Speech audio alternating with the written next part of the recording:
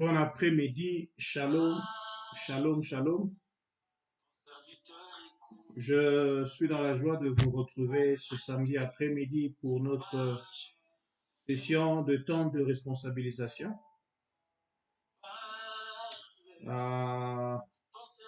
Si tu me suis, si tu me vois, si tu es là, annonce-toi, comme ça je te vois. Nous allons commencer notre session. Annoncez-vous, annoncez-vous. Je salue toute personne qui est déjà présente, en train de nous voir. Question seulement que moi aussi je vous retrouve, je vous ai vu à...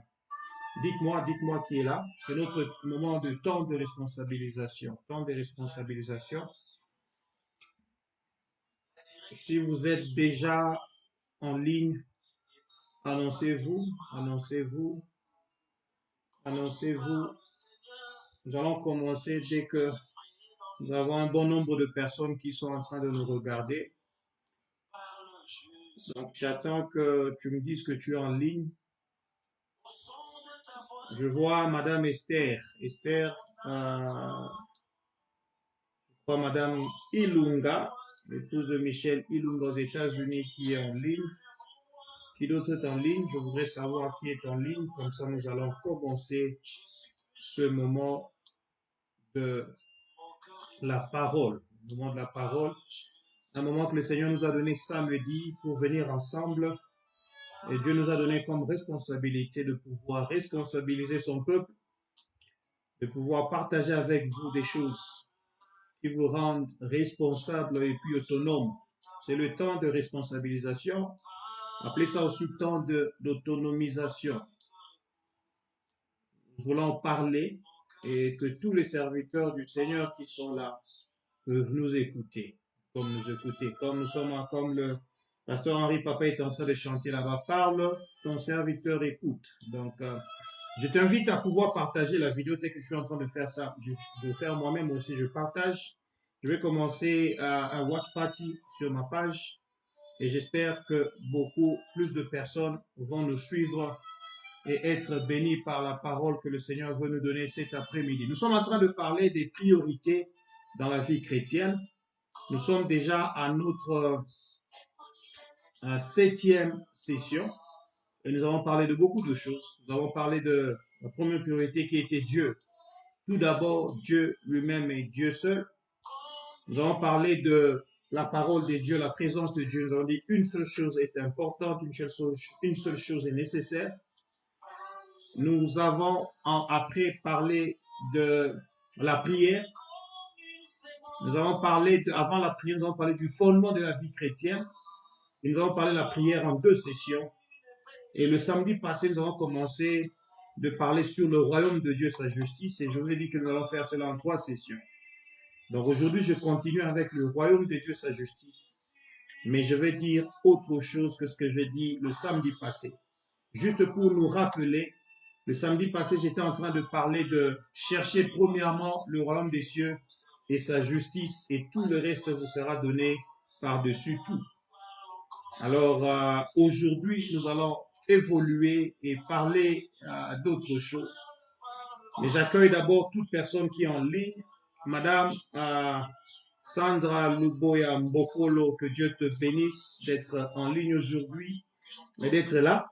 Comme toujours, je vois Mamie Marie-France Bakatous qui nous suit à partir de la France. Que Dieu te bénisse également. Et toutes les autres personnes qui sont en train de suivre, je vois l'évangéliste Thuram, que Dieu te bénisse. Je vois Victor Luanzo qui nous suit aussi à partir de l'Inde, que Dieu te bénisse. Je vois Lisa Chibanda qui nous suit à partir de la France, que Dieu te bénisse.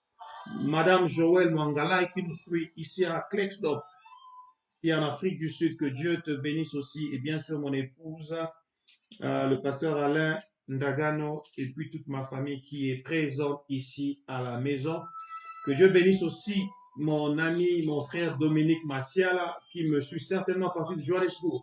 Que Dieu bénisse toute personne qui est là. Nous allons commencer et je vais commencer par la prière. Dieu de grâce, Dieu tout-puissant, merci pour ce jour. Merci de nous parler encore. Merci d'ouvrir notre cœur pour recevoir ta parole en Jésus-Christ. Amen. Amen. Alors, je disais le samedi passé, j'ai parlé dans Matthieu chapitre 6, verset 33, où la Bible dit, cherchez premièrement le royaume des cieux et sa justice. Cherchez premièrement. Et la Bible continue à dire tout le reste, et tout le reste vous sera donné par-dessus tout. Tout le reste vous sera donné par-dessus tout. Tout le reste vous sera donné par-dessus tout. Alors, s'il y a quelqu'un qui ne nous suit pas encore, s'il y a un problème de son ou de l'image, faites-nous signe. Mais j'ai comme l'impression que tout le monde nous capte bien. Et si vous avez un problème, signalez-nous, nous allons faire un effort pour arranger. Alors, bien aimé dans le Seigneur, cherchez premièrement le royaume de Dieu et sa justice. Je vous ai dit qu'il est question de pouvoir bien ranger ses priorités. Chercher premièrement veut dire que la priorité de chacun d'entre nous devrait être d'abord le royaume de Dieu, sa justice. Alors, j'ai dit que chercher le royaume de Dieu d'abord, c'est un devoir civique de tout citoyen du royaume. Donc, si tu es citoyen du royaume, la première chose que tu vas chercher, c'est le royaume de Dieu et la justice de Dieu. La justice de Dieu, c'est la manière dont Dieu fait les choses. Tu cherches d'abord à faire les choses de la même manière que Dieu les fait. Parce que je vous ai montré comment chercher le royaume de Dieu. Je disais, il faut te regarder en toi-même, faire une introspection en français et se rassurer que tout est en ordre, que tu es en conformité avec les lois et les principes du gouvernement de Dieu, que tu es en train de faire les choses selon que le Seigneur veut que cela soit fait. Donc, lorsque tu cherches le royaume de Dieu, tu t'adaptes, tu fais un effort pour se rassurer que comme citoyen, parce que tu as des droits et tu as des devoirs, mais tu respectes les droits et ainsi, tu vas bénéficier des devoirs que la nation a pour toi. Alors, nous avons dit, et tout le reste vous sera donné par-dessus tout. C'est un droit élémentaire de chaque citoyen qui a respecté le droit, qui a respecté les devoirs du royaume. Alors, avant de finir, j'ai énoncé un principe important. J'ai parlé du principe du royaume important ici qui était que la priorité détermine la capacité. J'ai dit la priorité détermine la capacité. Quand Jésus dit cherche d'abord le royaume de Dieu, quand tu mets la priorité en place, quand tes priorités sont réellement en place et que tu as cherché d'abord le royaume, Jésus dit tout le reste tu seras donné par-dessus tout. C'est-à-dire Jésus dit si tu me mets en priorité et tu fais tout ce que moi je cherche à être fait d'abord, il dit, je vais augmenter tes capacités de production. Je vais augmenter tes capacités de production. C'est alors que nous avons vu Ésaïe chapitre 1, verset 19 à 20, qui dit quoi? Qui dit, si tu es docile, si tu veux, si tu as de la bonne volonté, et si tu es docile, il a dit, tu mangeras les meilleures productions du pays. Si vous êtes obéissant, si vous avez de la bonne volonté d'abord et si vous êtes docile, vous mangerez les meilleures productions du pays. Mais si vous n'obéissez pas, la Bible dit que vous serez raflés de la présence de Dieu. Bien aimé le Seigneur, c'est important de comprendre et de connaître et de réaliser que la priorité va déterminer la capacité. Et alors, quand j'ai terminé, je vous ai parlé des éléments qui montrent que nous sommes en train de marcher selon la justice de Dieu ou que nous sommes des citoyens du royaume de Dieu. Je vous ai dit, il faut la repentance. J'ai parlé de développer une vie de prière, de vivre dans la présence de Dieu, de pouvoir étudier sa parole, de vivre et de grandir dans la foi, de marcher dans l'autorité de la parole et aussi d'être un donneur, d'être un donneur. Et alors, je vous ai dit que beaucoup de ces choses-là, nous avons déjà parlé de cela pendant tous les enseignements sur les priorités de la vie chrétienne. Et je vais prendre deux éléments importants qui nous restent, qui doivent être aussi étudiés, que j'ai appelé deux éléments qui attestent que nous avons fait du royaume de Dieu notre priorité et que nous vivons selon sa justice. C'est-à-dire que la manière de Dieu de faire les choses est notre manière aussi de faire les choses. Alors, ces deux choses sont, premièrement, vivre par la foi et deuxièmement, faire de l'expansion et du développement du royaume de Dieu notre cheval de bataille. Aujourd'hui, donc, je vais vous parler de vivre par la foi, vivre par la foi, vivre par la foi, vivre par la foi. Alors, si vous avez vos notes, si vous avez du temps, maintenant asseyez-vous, nous allons partir et commencer notre enseignement d'aujourd'hui sur vivre par la foi. Je peux parler de vivre par la foi en 2, 3, 4, 5 séances pendant nos vidéos ici, mais je veux faire un effort pour en parler dans une seule séance et le reste de matière vont se retrouver dans le livre. Parce que rassurez-vous, comme je vous ai dit, nous sommes en train d'écrire un livre sur les choses que nous sommes en train de dire maintenant, les priorités dans la vie chrétienne. Et la partie vivre par la foi devait en principe être aussi un autre livre. En principe, ça doit être un autre livre parce que je préparais d'écrire un livre sur la puissance de la foi, après avoir parlé sur la puissance de la prière.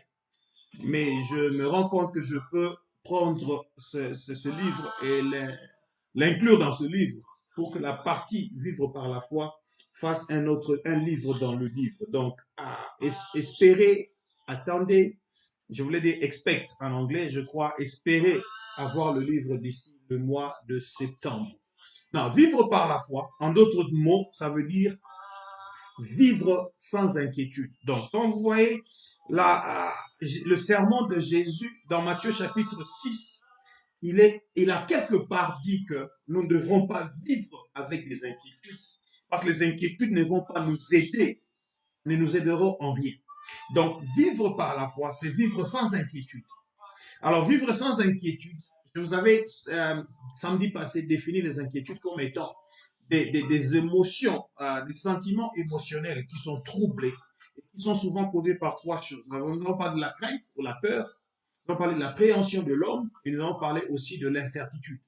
Alors, vivre sans inquiétude veut dire vivre sans crainte, c'est-à-dire vivre non pas par appréhension, appréhension qui est la façon de saisir les choses par l'intelligence humaine, mais saisir les choses plutôt par la sagesse de Dieu. Donc, quand on vit sans inquiétude, c'est-à-dire on ne vit pas en appréhendant les choses selon l'intelligence humaine, on ne veut pas comprendre les choses selon l'intelligence humaine, parce que l'intelligence humaine est limitée, mais la sagesse de Dieu est illimitée.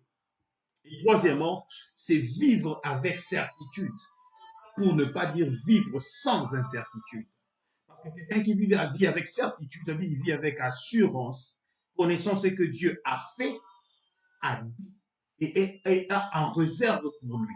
Donc une personne qui vit avec certitude ne s'inquiète pas, ne se dérange pas, parce que la personne connaît ce que Dieu a dit, non, ce que Dieu a fait, ce qu'il a dit et ce qu'il a en réserve pour lui.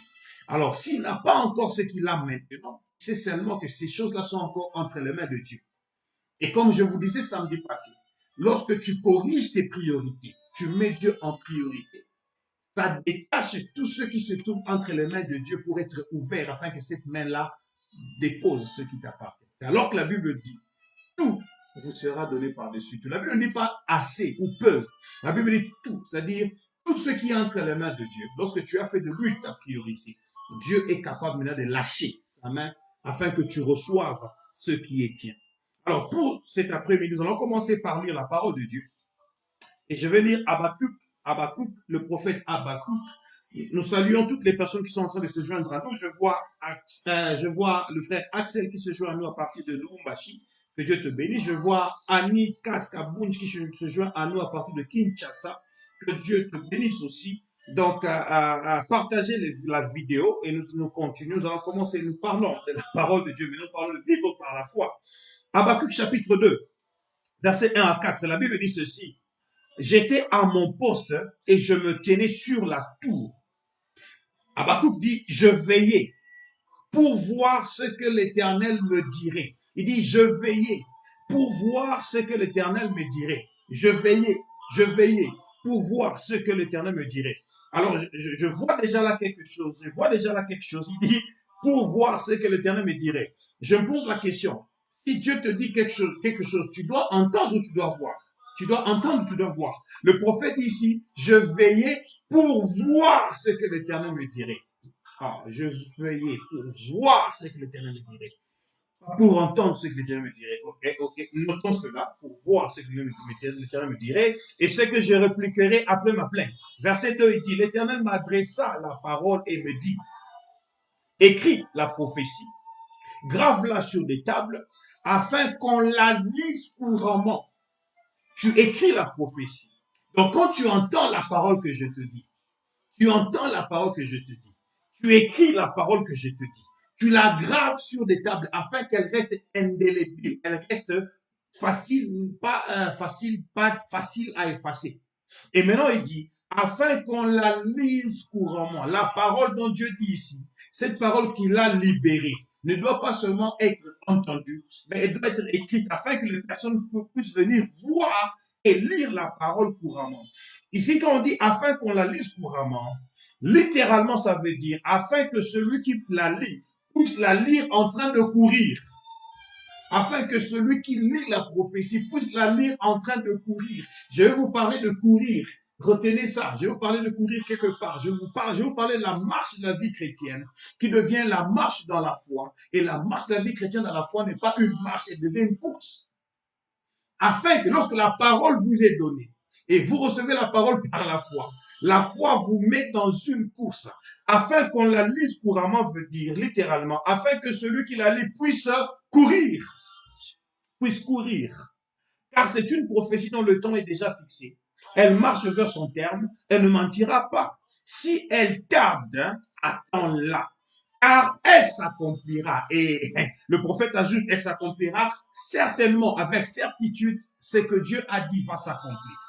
Alors voici son âme s'est enflée, elle n'est pas droite en lui, mais le juste vivra par sa foi. Le juste vivra par sa foi. C'est-à-dire celui qui connaît la justice de Dieu. Celui qui cherche bien chercher le royaume de Dieu et la justice de Dieu. Celui-là doit vivre par sa foi. Il doit vivre par sa foi. Il doit vivre par sa foi. Alors, j'étais en train de dire, en lisant ici, la parole m'est donnée, pas pour seulement que j'écoute, mais la parole m'est donnée pour que je la voie. Le prophète dit, je veillais pour voir ce que l'Éternel me dirait.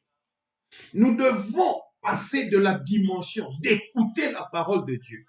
Mais nous arrivons au point de voir la parole de Dieu. Alors, pasteur, qu'est-ce que tu es en train de nous expliquer là? Je vais vous expliquer clairement. La parole qui est reçue, que tu as écoutée, doit être écrite et lue. Maintenant, qui écrit et qui lit la parole? C'est d'abord moi-même. La parole que Dieu me donne, que je reçois dans mon esprit. Je dois être capable de pouvoir imaginer dans mon esprit les écrits de cette parole et que je lise cela dans mon esprit et que je voie les effets de la parole. Voilà pourquoi maintenant la vie de la foi dans le royaume de Dieu devient ceci. Je définis maintenant dans mon dictionnaire, je définis la foi comme étant voir sans voir pour enfin voir. Voir sans voir pour enfin voir. Parce que le processus de la foi passe par voir ce que tu as écouté et que tu as écrit dans ton esprit. Voilà pourquoi Paul parle des yeux de ton esprit, les yeux de ton cœur. Qu'est-ce qui arrive? Je vais vous expliquer calmement. La foi vient de ce qu'on entend. On dit, la Bible dit dans Romains chapitre 10, verset 17. Pas de ce qu'on voit. Maintenant, ça devient un peu compliqué. Tu es en train de nous compliquer parce que entendre, voir, voir, entendre. Oui, la Bible dit la foi vient de ce qu'on entend. Pas de ce qu'on voit. Mais ce que tu entends, tu dois être capable de pouvoir te l'imaginer dans les yeux de ton cœur. C'est-à-dire, la foi n'est pas par rapport à tes oreilles extérieures. La foi, c'est par rapport à la parole que tu as reçue, que tu as fait entrer dans ton cœur. Et que les yeux de ton cœur peuvent voir maintenant. Les yeux de ton cœur n'entendent pas. Les yeux de ton cœur voient. Parce que je n'ai pas vu dans la Bible, on parle des oreilles du cœur. Mais la parole qui entre par les oreilles physiques et que tu as digéré, que tu as fait devenir rêve, vont entrer dans ton cœur, dans ton esprit. Maintenant, les yeux de ton esprit vont voir la parole. Ephésiens chapitre 1, 15 à 19. Les yeux de ton cœur vont voir. Qu'est-ce qui arrive? C'est-à-dire, tu imagines ce que tu as vu. Et tu imagines ce que tu as écouté. Tu formes cela en photo. Et alors, tu commences à reproduire cette image en toi. Parce que ton esprit doit reproduire les choses que tu détiens en toi pour les amener physiquement. Écoutez, tu ne vois pas ce qui existe et qui est évident. Ce qui existe et qui est évident, c'est par exemple la maladie. Ton frère est malade, ton père est malade. Tu peux voir qu'il est en train de souffrir. Mais lorsque toi, tu es en train de le regarder, parce que la maladie est contraire à la volonté de Dieu par rapport à ce que Dieu a écrit. Dieu a écrit par tes meurtrissures, tu as été guéri. Toi, maintenant, tu es en train de voir la guérison. Donc, au-delà de ce que tu vois, tu regardes maintenant ce que Dieu a dit, mais qui n'est pas encore évident, qui existe réellement, parce que la Bible dit, en réalité, dans l'homme, c'est quoi? C'est l'esprit. Et alors, ce qui existe réellement, tu viens maintenant le superposer à ce qui existe et qui est évident, que tu vois avec tes yeux. Maintenant, tu acceptes dans ton cœur que ce que tu vois avec tes yeux n'est pas la vérité parce que c'est seulement la réalité. Et tu amènes à accoucher la vérité dans ton cœur que tu as par rapport à la parole Réma. Et c'est cela que tu dis, c'est cela que tu libères. Et enfin, le résultat devient évident, que la maladie est changée en guérison. Donc, c'est voir spirituellement, sans voir physiquement, afin de pouvoir amener à être vu physiquement les choses qui n'existaient pas encore. C'est là la foi. Donc, la finalité de la foi est que tu puisses arriver à reproduire ce que tu as écouté de Dieu et que tu as vu dans ton cœur et que tu puisses maintenant manifester cela. Donc, la foi ne nie pas la réalité. La foi refuse la réalité. La foi refuse la réalité pour apporter la vérité. La foi refuse la réalité pour apporter la vérité. Bien-aimé le Seigneur, c'est de cela que je suis en train de parler. Alors, quand tu as maintenant reproduit ce que ta foi croit et qui est venu maintenant en évidence, c'est alors que Dieu parle c'est alors que tu reçois l'approbation de Dieu. C'est alors que la Bible parle dans Hébreux chapitre 11, verset 2, dire, pour l'avoir possédé, qu'est-ce que les anciens ont fait? Les anciens ont reçu un témoignage favorable, c'est-à-dire une approbation de la part de Dieu pour dire, ah, vous avez réellement fait ce que j'espérais de vous faire. Pour avoir possédé la foi, les anciens ont obtenu un témoignage favorable. C'est-à-dire, j'étais en train de dire, chaque personne qui dit qu'il vit par la foi, il faudrait que ta foi puisse produire un témoin. Puisse produire un témoin. Un témoin à présenter. Un témoin à présenter. C'est-à-dire une preuve. La foi ne se dit pas seulement. La foi s'entend, se dit et se manifeste. Après ce processus à 3 étapes, il faudrait que tu aies un témoin que tu vas présenter. C'est ceci. Si tu demandes à Anne, où se trouve le témoin de ta foi, il va te dire Samuel. Parce que je l'ai demandé à l'Éternel. Quand j'étais stérile. Quand tu demandes à Abraham, où se trouve le témoin de ta foi, il va te dire Isaac. Parce que j'avais reçu une promesse de Dieu. Et j'ai attendu 25 ans. Les gens se sont moqués de moi. Mon corps était affaibli. Mais j'ai refusé de croire à la faiblesse de mon corps. J'ai accepté de croire à la promesse de Dieu qui m'a fortifié afin de reproduire Isaac. Donc le témoin dont je parle ici, un témoin, c'est une personne ou c'est une chose qui certifie quelque chose, Alors j'étais en train de dire, chaque foi a un certificat. Où se trouve le certificat de ta foi? Où est le certificat de ta foi, mon frère? Où est le certificat de ta foi? Hébreux chapitre 11. Lorsque tu lis la Bible, à partir du verset, Hébreux chapitre 11, à partir du verset 32, on parle, non, tout Hébreux chapitre 11 nous parle de certification de la foi de quelqu'un. Abraham, ceci. Anne, cela. Enoch, cela. Je ne sais pas. Abel, ceci.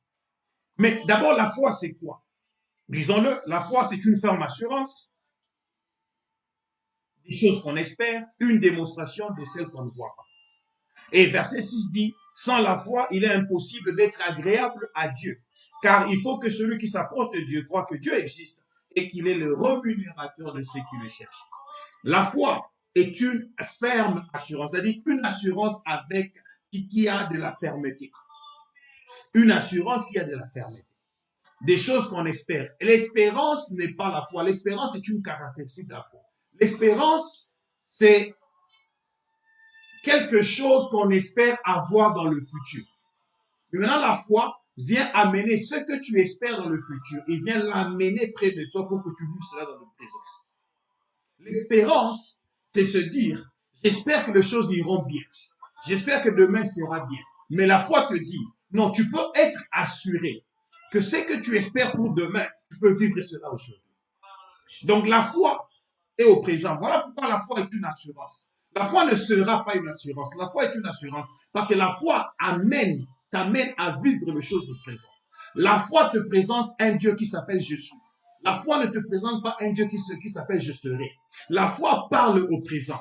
La foi déclare au présent. La foi croit qu'elle peut recevoir les choses de son espérance maintenant. La foi ne t'amène pas à voir les choses projetées dans le futur. Mais la foi te dit, les choses que tu projettes dans le futur, le je suis est capable de le reproduire maintenant. Parce que la foi croit dans le kairos de Dieu, dans le temps de Dieu. Mais le temps de Dieu marche sur notre chronos.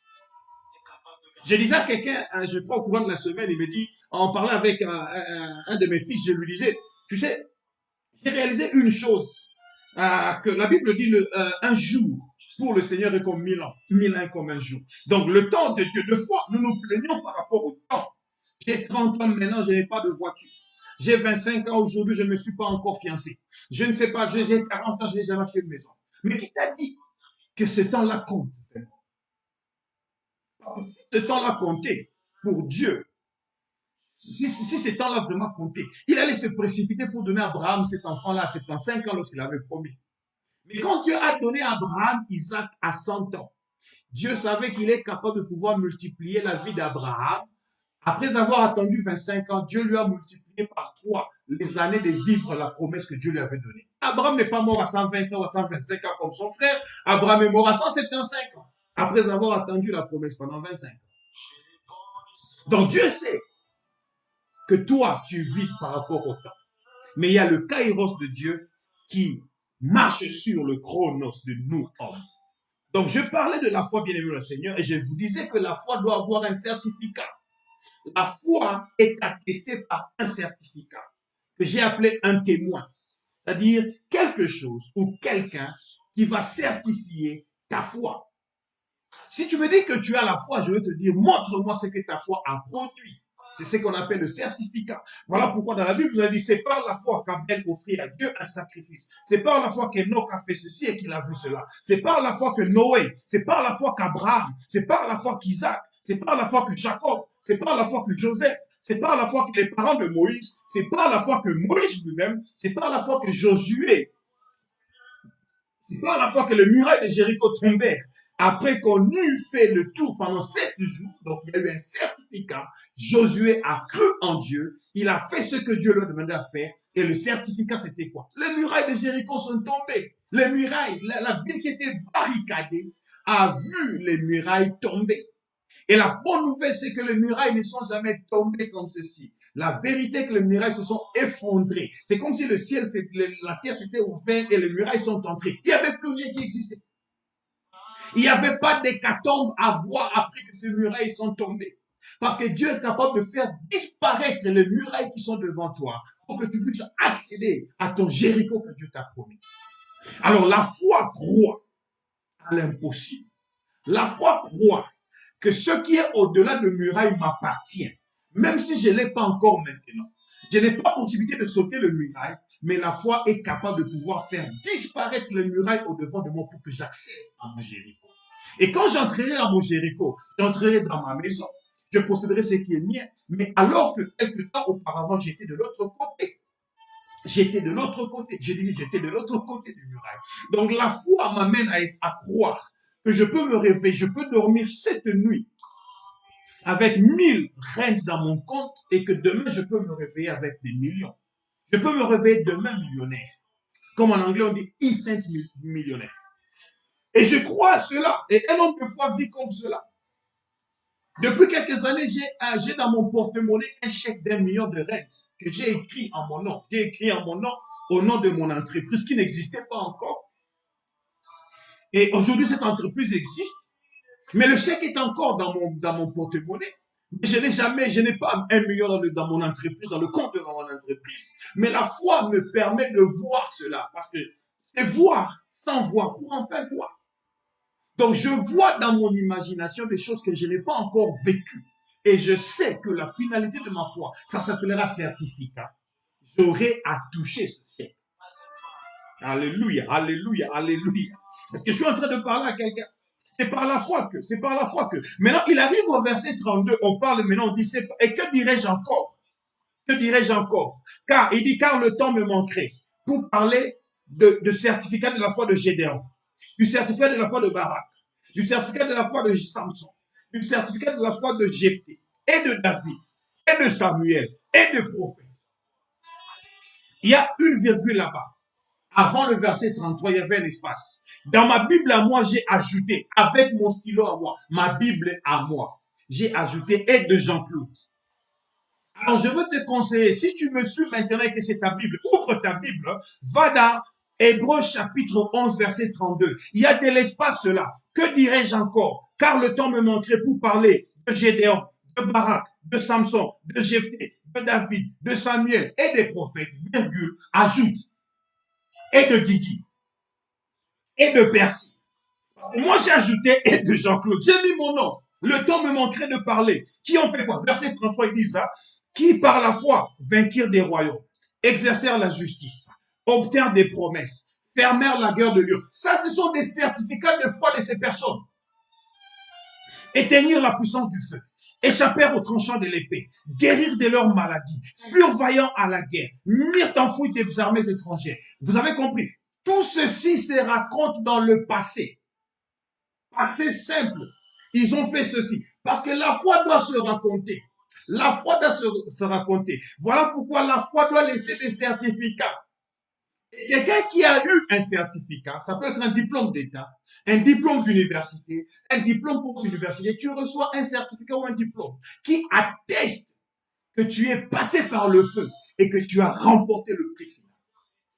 Alors, parce que j'ai ajouté aide de Jean-Claude, maintenant il faut que je raconte l'histoire de Jean-Claude, la foi de Jean-Claude. Et j'ai dit ceci. Le temps me manquerait de parler aussi de Jean-Claude, qui se maria sans argent, qui construisit une maison de 5 mètres 40 cm fois 4 mètres 80 cm à Rigini sur une rue asphaltée avec 5 $. Le temps me manquerait de parler de lui. Qui? Alors tu dois avoir un certificat de ta foi. Bien, moi j'ai cru le Seigneur. J'ai cru le Seigneur. J'ai cru le Seigneur. Marie-France Bakankou Baka, tous. Nous a mariés avec le groupe Nzaché. Avec ma femme, vous étiez là dans l'équipe de protocole. Et je n'avais pas d'argent. Lorsque je me suis lancé dans l'aventure pour construire une maison, parce que j'avais dit au Seigneur, je ne vais pas habiter à Lemba, ou je ne sais pas, sur une avenue avec du sable, je vais habiter à Rigini, sur une avenue asphaltée. Et j'ai cherché une maison sur une avenue asphaltée. Mais les jours que je suis allé chercher la maison, le jour que les commissionnaires m'ont amené chez le propriétaire de l'espace où j'ai construit, ce jour-là, je n'avais que, pour tout ce que j'avais comme épargne, 5 $ américains, que je gardais jalousement dans une enveloppe blanche, avec une tête en vol. Les enveloppes blancs, vous savez, blanc, c'était rouge, bleu, rouge, bleu, rouge, bleu. Et puis on écrit en vol à côté. J'avais mis mes 5 $ dans cette enveloppe. Et ils étaient très bien cachés dans la valise en dessous de tous les habits. Donc c'était mon trésor à moi. Tout ce que j'avais, c'était 5 $. Et quand j'arrive là-bas, le commissionnaire qui me dit, pasteur, parce qu'ils m'ont vu venir en veste ce dimanche-là après le culte, et j'avais ma grosse Bible Scofield. C'est cette même Bible qui est maintenant devenue un lambeau. Je l'avais comme ça. Et il me dit, pasteur, Tolingagabino va pasteur pour nous en ambongo. Aventurez mon cœur à l'autre étape, si ça s'arrête en bon côté. Dans mon cœur, je me dis, si tu savais, le vrai aventurier, c'est moi, parce que moi, je n'ai que 5 $. La foi, c'est de l'aventure. La foi, c'est de l'aventure.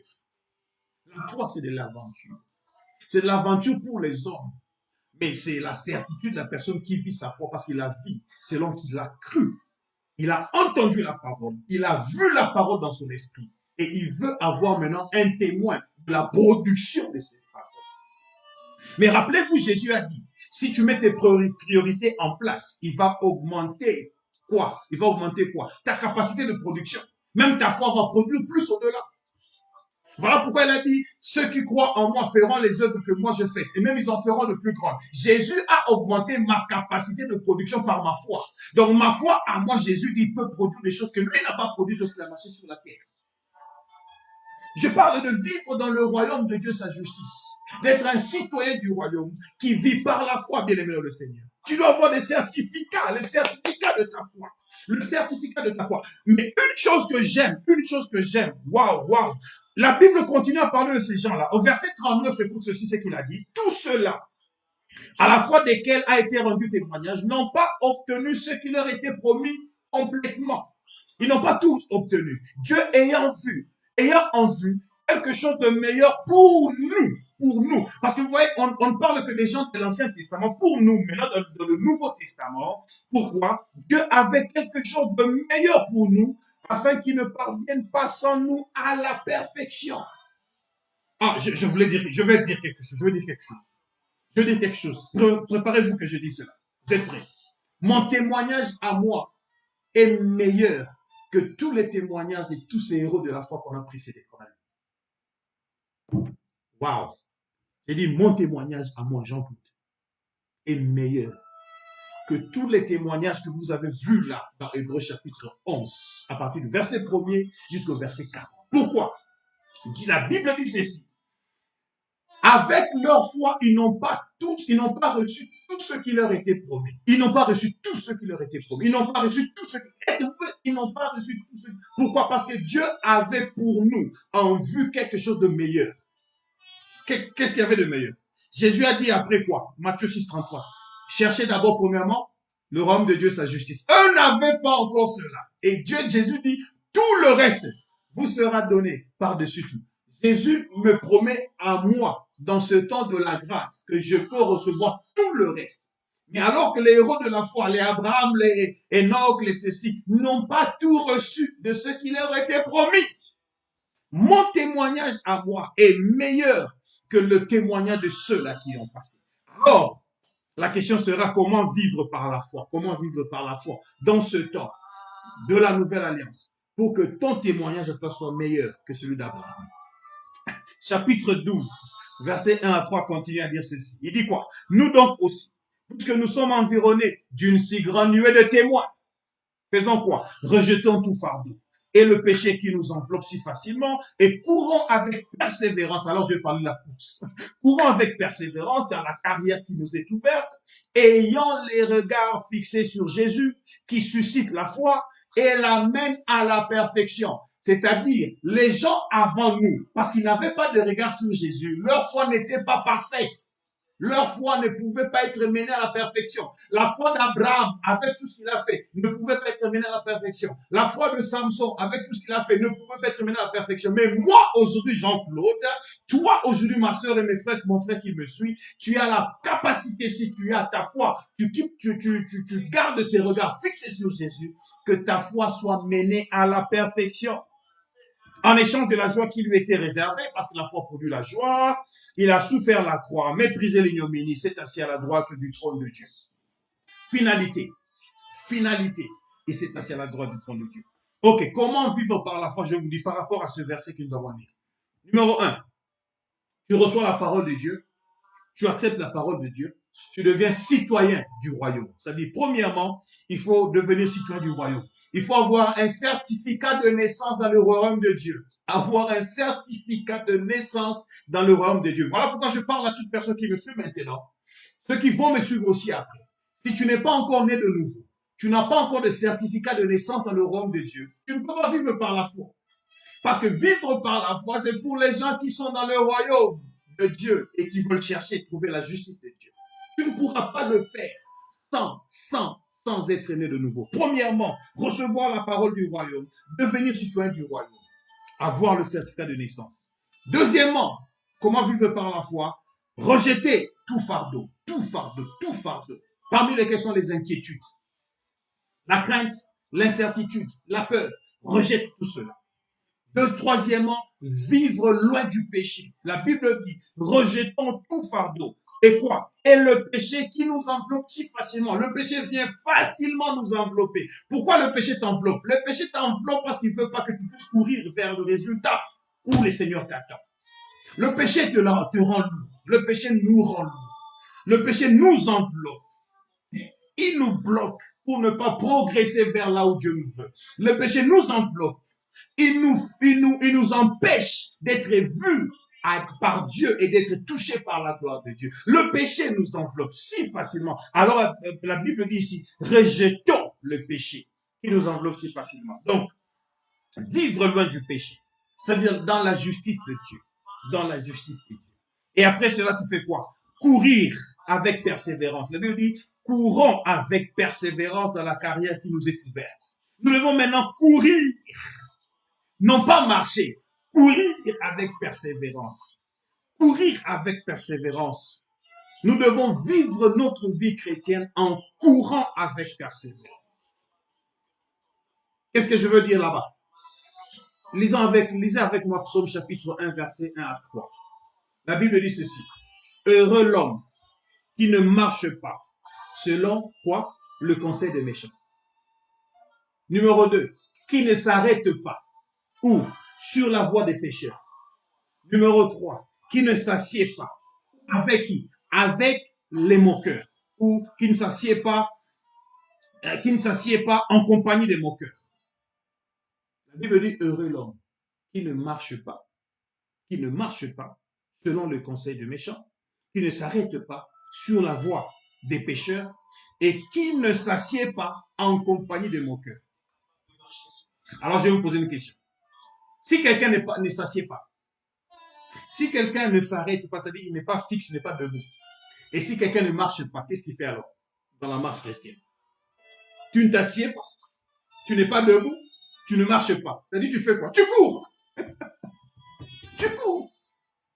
Tu cours. Et maintenant le verset 2 vient dire, cette personne-là trouve plaisir dans la loi de l'Éternel et médite cette loi jour et nuit. Il trouve plaisir.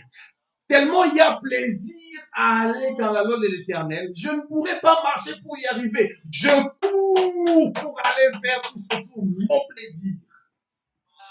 La vie chrétienne, dans la foi, devient maintenant une course. Elle n'est pas seulement une marche. Parce que tu ne t'assieds pas, tu ne restes pas debout, tu ne marches pas, mais tu cours vers la loi de l'Éternel. Tu cours pour aller satisfaire ton maître. Tu cherches premièrement le royaume de Dieu. Le royaume et sa justice est devenu tellement ta priorité que là où tu es, tu cours pour y arriver. Et alors les promesses viennent au verset 3. Cette personne-là qui court avec persévérance sa vie de foi, sa vie de chrétienne, parce qu'il court avec persévérance, qu'est-ce qu'il arrive? Il est comme un arbre planté près d'un courant d'eau qui donne son fruit en sa saison et dont le feuillage ne flétrit point. Ah, j'aime la conclusion, le verset 3. Tout ce qu'il fait lui réussit. Tout ce qu'il fait lui réussit. Tout ce qu'il fait lui réussit. Tout ce qu'il fait lui réussit. Le tout, maintenant de tout, là où Jésus a dit tout le reste vous sera donné par-dessus tout. C'est donné à qui? C'est donné aux gens qui ont cherché premièrement le royaume des cieux et sa justice. C'est-à-dire ces gens-là qui ont couru dans leur marche de foi avec persévérance. Il ne suffit pas de courir, il faut courir avec persévérance.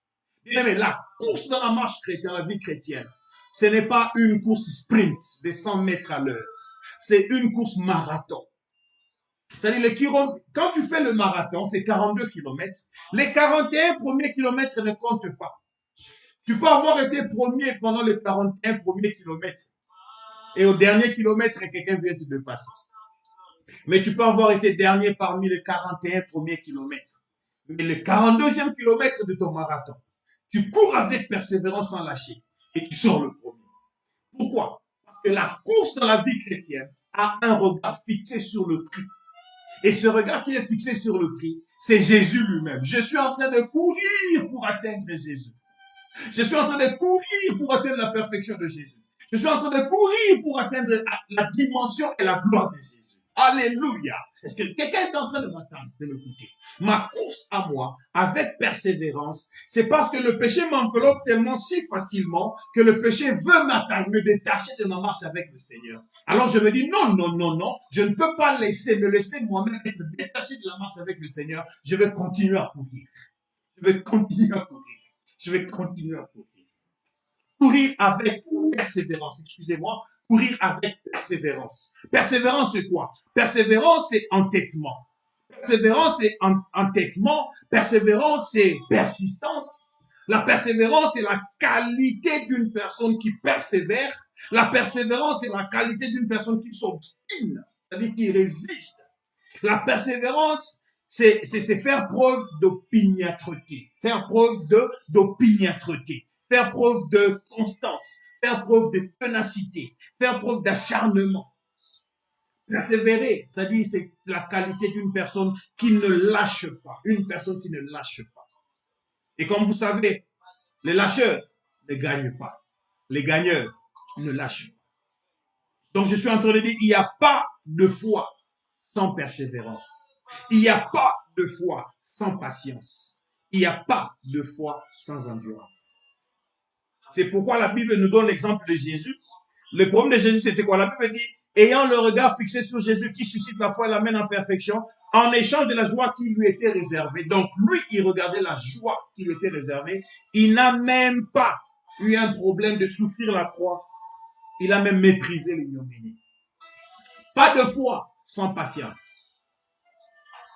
Abraham a dit à tout le monde, Jésus, Dieu a changé mon nom. Je ne suis plus Abraham, un père élevé. Je suis maintenant Abraham, père de la multitude. Et chaque fois qu'il passait et que sa femme l'appelait Abraham, les voisins écoutaient, se moquaient d'eux. Ils disent, oh, comment il appelle son mari père de la multitude, alors que dans la maison, il n'y a que l'autre, qui n'est même pas son enfant, qui est seulement son neveu. L'ignominie de 25 ans ne compte pas pour quelqu'un de foi. Parce que tu dois demeurer patient, sachant que le nom que le Seigneur t'a donné viendra à vivre ses effets. Donc j'étais en train de parler de comment vivre par la foi. Un, j'ai dit recevoir la parole du royaume, la parole de Dieu est devenu citoyen du royaume. Deux, j'ai dit rejeter tout fardeau, parmi lesquels les inquiétudes et le péché. Donc vivre loin du péché. Trois, j'ai dit courir avec persévérance, pas marcher. Et puis quatre, garder le regard sur Jésus, qui demeure notre modèle de la foi, mais qui est aussi la finalité de notre course dans la vie de foi. Bien-aimé le Seigneur, je voudrais finir par ce dernier point, vous parlant de vivre par la foi. C'est vivre selon ce que Dieu a dit. Quand je vis par la foi, ça dit je vis selon ce que Dieu a dit. Je vis selon ce que Dieu a dit. Dans mes 10 dernières minutes, je vais développer cela. Vivre selon ce que Dieu a dit, c'est-à-dire dans chaque situation de ta vie, dans chaque circonstance de ta vie, va chercher ce que Dieu a dit. Qu'est-ce que Dieu a dit par rapport à cette situation? Si il a dit allons vers l'autre bord, traversons la rivière. Lorsque vous serez au milieu de la rivière, même s'il y a une tempête qui arrive, rappelez-vous, Jésus a dit allons sur l'autre bord. Jésus n'a pas dit montons sur la barque pour que la tempête vienne nous rafler dans le chemin. Il n'a pas dit que tu sombrerais. Il n'a pas dit que tu mourrais. Il n'a pas dit que ça arrivera. Il a dit allons vers l'autre bord. Voilà pourquoi il faut écouter la parole de Jésus par rapport à la situation. Par rapport à COVID-19, COVID-19, que nous sommes en train de vivre aujourd'hui, coronavirus, qu'est-ce que Dieu t'a dit? Est-ce qu'il t'a dit que tu mourras? N'est-ce pas Psaume 91, verset 1 dit, c'est lui qui s'assied sous l'ombre du Tout-Puissant, il fait quoi? Il se repose à l'ombre du Très-Haut. Il y a du repos lorsque tu es entre les mains de Dieu. Il y a du repos lorsque tu es sous la protection du Seigneur. COVID-19 ne doit pas t'emporter, ne t'emportera même pas. Tu ne seras ni affecté, ni infecté par lui. Parce que si tu connais que tu as trouvé la priorité de Dieu, tu as trouvé sa parole comme priorité, tu l'as trouvé comme priorité, la prière comme priorité, son royaume comme priorité, il fera de toi sa priorité. Il va te protéger. Il y a un chapitre, qui a un verset, quelques versets de la Bible qui m'ont fait beaucoup de bien ce matin lorsque je lisais. Ésaïe chapitre 41, verset 8. Vous pouvez lire jusqu'au verset 15. Ésaïe 41, 8 à 15. Mais je vais lire quelques versets. Mais toi, Israël, mon serviteur, Jacob, que j'ai choisi, race d'Abraham que j'ai aimé, race d'Abraham. Nous sommes de la postérité d'Abraham. Nous sommes les enfants d'Abraham. Dieu a dit, vous, toi, Jacob, toi, Israël, mon serviteur, race d'Abraham que j'ai aimé. Aujourd'hui, je fais partie de cette race. Et cette promesse, c'est pour toi aussi. Écoute ceci. Toi que j'ai pris aux extrémités de la terre et que j'ai appelé d'une contrée lointaine. C'est pas seulement Israël. Ici, Dieu parlait de nous aussi, du Congo, du Cameroun, du Brésil, des États-Unis, de partout de l'Inde, du Népal, de la Chine. Il dit que j'ai pris d'une contrée lointaine, à qui je dis, tu es mon serviteur. à condition que tu sois appelé serviteur de Jésus. Je te choisis, je te rejette quoi? Verset 10. Ne crains rien, ne crains rien, ne crains rien. Jésus a dit ne crains rien. Dieu a dit ne crains rien. Bien aimé, rien veut dire tout sauf rien. Rien, rien, rien, rien. C'est-à-dire rien à l'exception de rien d'autre. Dieu a dit ne crains rien. Ne crains même pas le coronavirus. Ne crains même pas l'infraction, je ne sais pas, l'inflation économique, je ne sais pas, l'inflation de la monnaie dans ton pays. Ne crains rien. Dieu dit ne crains rien. Ne crains pas la situation politique de ton pays. Ne crains rien. Il dit car je suis avec toi. Ne promène pas de regards inquiets, pas d'inquiétude. Pas de regard d'inquiétude. Pas de regard d'inquiétude, Dieu a dit. Car je suis ton Dieu, je te fortifie, je viens à ton secours, je te soutiens de ma main droite triomphante. Waouh. Verset 11, voici, ils seront confondus, ils seront couverts de honte, tous ceux qui sont irrités contre toi. Ils seront réduits à rien, ils périront, ceux qui disputent contre toi. Il y a une femme qui me suit présentement, je crois, ou qui va me suivre sur YouTube parce qu'il n'est pas sur Facebook. Elle est ici en Afrique du Sud. On a parlé avec elle, il y avait une situation où sa sœur avait un problème et tout ça. Et moi, j'ai prié pour elle et puis je lui ai donné une parole. Et la parole était puissante. C'était les Égyptiens que vous voyez aujourd'hui, vous ne le verrez plus jamais. Alors, il y a une dame qui était en train réellement de tourmenter le foyer de sa sœur. Ce sont les gens qui irritent la vie des gens. Et le Seigneur a dit, gardez silence, je combattrai pour vous. Et je vous annonce, avec tristesse pour la vie de cette femme-là, qu'elle est morte la semaine passée. Parce que le Seigneur a accepté, s'est décidé de frapper un jugement sur la vie des ennemis de cette femme. Je suis en train de dire à quelqu'un, tes ennemis, ils sont tes ennemis à leur propre perte. Mes ennemis sont mes ennemis à leur propre perte. Aussi longtemps que je resterai serviteur de Dieu, et j'aurai Dieu pour ma priorité, sa parole pour ma priorité, la prière pour ma priorité, le royaume de Dieu et sa justice pour ma priorité. La Bible dit, vous serez confondus, vous qui cherchez à mériter. Tu les chercheras, tu ne les trouveras plus. Ceux qui te suscitaient querelle, ils seront réduits à rien. Ils ne seront plus. Ceux qui te faisaient la guerre, ils ne seront plus. Je ne sais pas quelle situation te fait peur. Je peux sauter verset 15. Voici, je fais de toi un traîneau aigu tout neuf, garni de pointes. Tu écraseras, tu broyeras les montagnes et tu rendras les collines semblables à de la balle. Le Seigneur m'a donné ce message en 1999. J'étais dans une retraite de 7 jours. Le Seigneur m'a dit, je fais de toi un traîneau aigu tout neuf, garni de pointes. Tu écraseras, tu broyeras des montagnes et tu rendras les collines semblables à la balle. Le Seigneur, lorsqu'il s'est révélé à moi comme Jéhovah Pandanjila, il m'a dit que sur mon chemin, je broyerai des montagnes. Parce qu'il est le bulldozer au-devant de moi, broyant toutes sortes de montagnes au-devant de moi. J'ai la foi dans cette parole. Vivre par la foi, ce n'est pas vivre par la vue ou par rapport à ce que les gens me disent. Ce n'est pas vivre par rapport aux informations de ce monde. Lorsque COVID-19 est en train de discuter, déranger les gens, bloquer la vie des gens, moi le Seigneur m'a dit, j'ai fait de toi un traîneau aigu tout neuf. Tu broyeras même le coronavirus. Alléluia. Vivre par la foi, c'est vivre selon ce que la parole de Dieu a dit. Qu'est-ce que Dieu t'a dit par rapport à la situation de maintenant? Je vais terminer avec Philippiens chapitre 4, verset 6 à 7. Je ne sais pas si je termine déjà. Philippiens chapitre 4, verset 6 à 7. J'ai encore beaucoup de choses à dire, mais je dois arrêter quelque part. Philippiens chapitre 4, verset 6 à 7. La Bible dit, ne vous inquiétez de rien, encore rien, ne vous inquiétez de rien, ne vous inquiétez de rien. Donc, même si on dit que le corona a tué 1000 personnes cette nuit dans ton pays, même si on dit que 10 000 personnes sont affectées par le corona, la Bible dit ne vous inquiétez de rien. Parce que 1000 tomberont à ta droite, 10 000 tomberont à ton côté. Toi, tu ne seras pas atteint. C'est la parole de Dieu. Alors, vivre par la foi, c'est vivre par la parole de Dieu. Accepter la parole et être stubborn. En anglais, c'est quoi? Stubborn.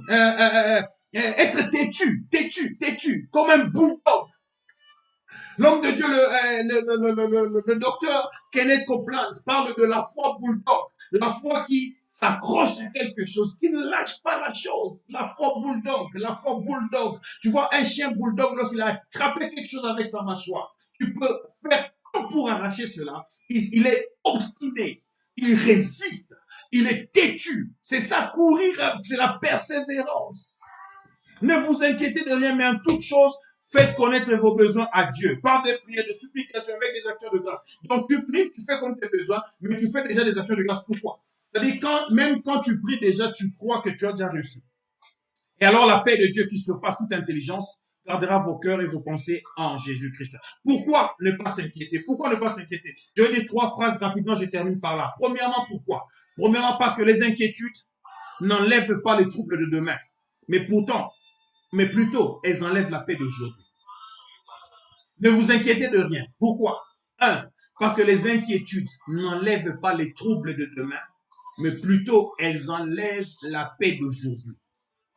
Voilà pourquoi Jésus dit dans Matthieu chapitre 5, verset 27, il dit, qui de vous, par ses inquiétudes, ajoutera-t-il une coudée à la durée de sa vie? Dans une autre version, il dit, qui de vous, par ses inquiétudes, ajoutera-t-il, ne fût-ce qu'une mesure à la stature de sa taille et une seconde à la durée de sa vie? C'est-à-dire, l'inquiétude n'ajoute rien dans ta vie. Par contre, l'inquiétude ôte quelque chose de ta vie. Numéro 2, pourquoi ne pas s'inquiéter?